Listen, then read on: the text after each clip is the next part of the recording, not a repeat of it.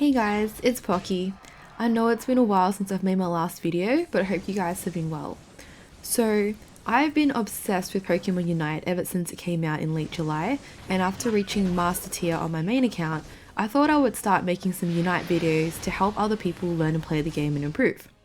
I want to talk about my solo journey to Masters in another video, but today I'm going to be breaking down a full game from start to finish with commentary on things like game sense, objectives, and general tips on what to do in a game. This video is aimed at people who are just starting out or wanting to get a strong understanding of the fundamentals in Unite.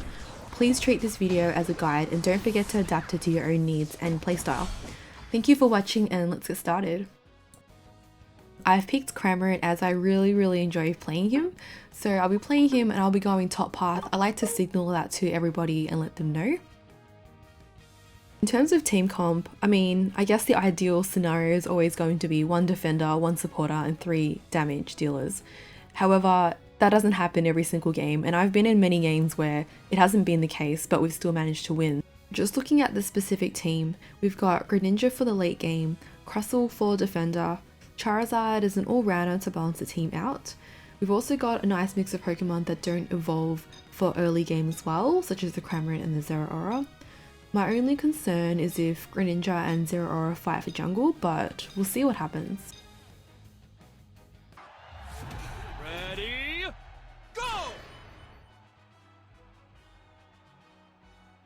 So I'm gonna go top lane.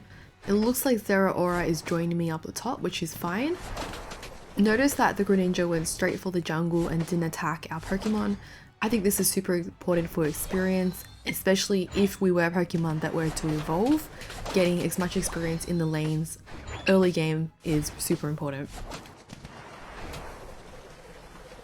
First few minutes of the game is all about just leveling up really. A lot of the game is about leveling up.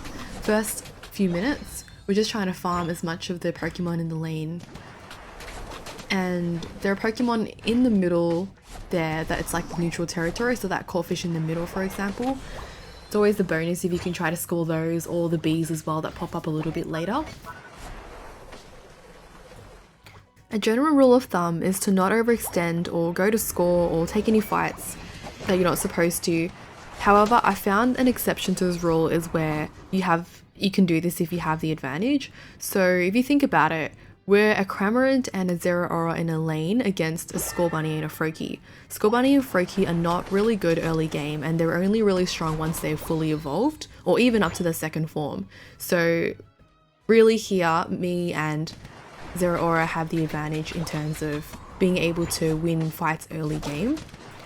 I've given Cramorant an item called Scoreshield, and what Scoreshield does is that it gives the Pokemon a little bit of a shield when it goes to try to score, and as long as that shield hasn't been damaged and broken through, the Pokemon is able to score uninterruptedly.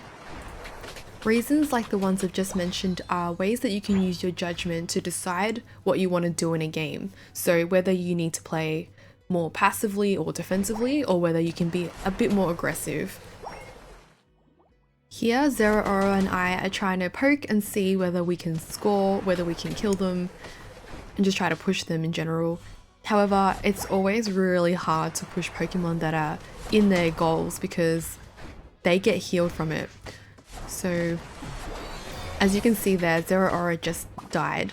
So I need to fall back because if I die there as well, then we leave our goal wide open and then they can score. The fight might have been different if we had our jungler be a third man in that fight, then we could have outnumbered them. And we're going to go try again to dunk. So there is only 1 Pokemon there, so we were able to outnumber and win that fight between the teams. Managed to get our dunks off there. And we also, on the way back, went to go steal some of their farm too.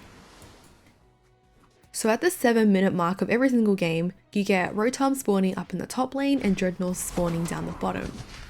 Killing either of these Pokemon have their own benefits for the team, but usually the order of priority is Dreadnought first, so everyone rotates down to bottom, or at least 4 Pokemon, 4 or 5, go down to the bottom, and then Rotom is usually killed afterwards. You can see here that I've rotated down to Dreadnought. I probably could have come a little bit earlier as well, but we got caught up in a bit of a fight up there, which is fine.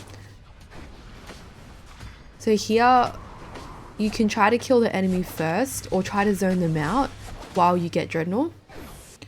So we managed to get it, and what Dreadnought does for us here is that it grants all the Pokemon nearby these shields, which you can see, but it also gives the whole team XP as well. We've managed to clear this tower as we push them out after we kill Dreadnought. However, they seem to have gotten Rotom when we were all down here, which does happen sometimes. So that's why it can be good to leave one of the Pokemon up the top as well. It is still arguably better to lose Rotom than it is to lose Dreadnought, because that XP boost from Dreadnought is super important in getting ahead in the game and also towards the late game as well. So the game won't actually tell you a running score of what team has scored what points.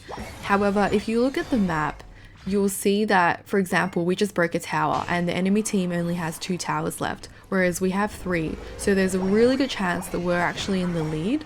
Well, they just destroyed it there, but the more you play, the more you'll realize that that is the best indication of how to tell whether you are ahead in the game or not.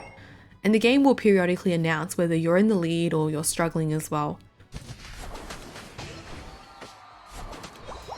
While waiting for the next Rotom or Dreadnought to spawn, which will be based on the last time that you killed it, there's like a cooldown period. We're really just farming here, trying to protect the goals that we have left and only take the fights when we need them. Otherwise, we're just leveling up.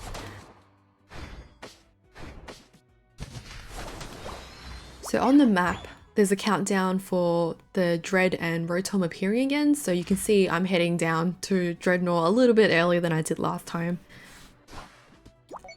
This is important if there are any like team fights already happening. Hopefully we can outnumber them, or I can be helpful in those fights.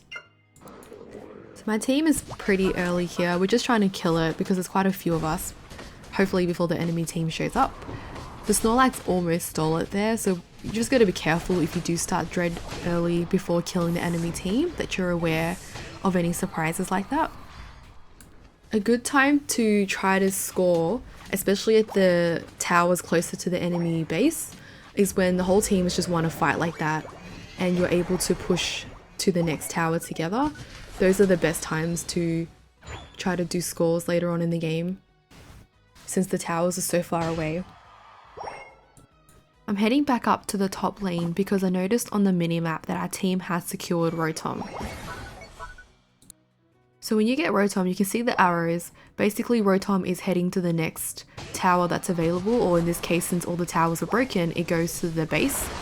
And if it gets a chance to go to the enemy base without being killed in the process, then it gives the chance for the team to instant score. It also dunks 20 balls once it reaches its destination as well. I did have to use my ult there, which you get only a few times per game, but it was well worth it, and I'm going to head back to the top now to continue farming. We're at the 3-minute mark of the game now. So what this means is that Zapdos appears at the 2-minute mark. We've got 1 minute to just finish leveling up or doing any scoring that we need to do, but in our case, since we've got a huge lead, we don't really need to score anymore, and we've already broken all the towers, so I mean it would be very hard to get to the base and score. What we should be focusing on now is just leveling up and getting ready for the Zapdos fight. So here we can take on this fight if they're outnumbered. Since we still have 2 towers up, they're still worth defending if there's any last minute goals from the enemy here. I want to highlight something about this 3rd Dreadnought, the one right before the Zap battle that is, that maybe a lot of people aren't aware of and I've only really recently discovered myself. So here we're killing it and we do actually destroy this last Dreadnought. Now we're heading up into the middle because it's about 2 minutes and we know the Zap is going to spawn, which means since the enemy team needs the Zap to win, we're going to be guarding it and or killing it ourselves. There is a hidden comeback mechanic in the game that if your team is the one that gets the last Dreadnought before the Zap fight, it will actually debuff your team's damage by about 55% for 90 seconds. So you can imagine if you're the team trying to get the Zapdos, you're going to have a very hard time trying to kill it since your team does less damage. It is a huge risk to kill Zap if your team is ahead, and you only really want to be doing that if the enemy team has died or if they're not near the Zap at all and there's enough team members to kill the Zap together before they can all come back and get it themselves. Because there's a real risk of one of the enemy team members last hitting the Zap and therefore basically having the potential to win the game or to come back from the game. So my team almost lost the Zap fight there just because we had that debuff from the Dreadnought that we secured right before the fight. The objective of the game is to score more points than the enemy team, so that would make Zap pretty much the most important objective to get. So the team that secures Zap is most likely the one to win because securing Zap gives each team member extra balls and allows them to instant dunk in any tower and the enemy base for a period of time. In the last 2 minutes of the game, anything that is dunked is worth double the points as well. So you can imagine how important it is to win that Zap fight, or to at least make sure your enemy team doesn't win it. If you do find that your team does lose the Zap fight, what you can do is either try to kill them all before they reach the towers and stop them from dunking that way, or you can get you and some of your teammates to go and counter dunk. 2, 1.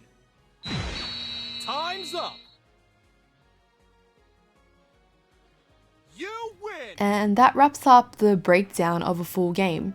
I hope this video was helpful to you guys. Please let me know what you thought of it.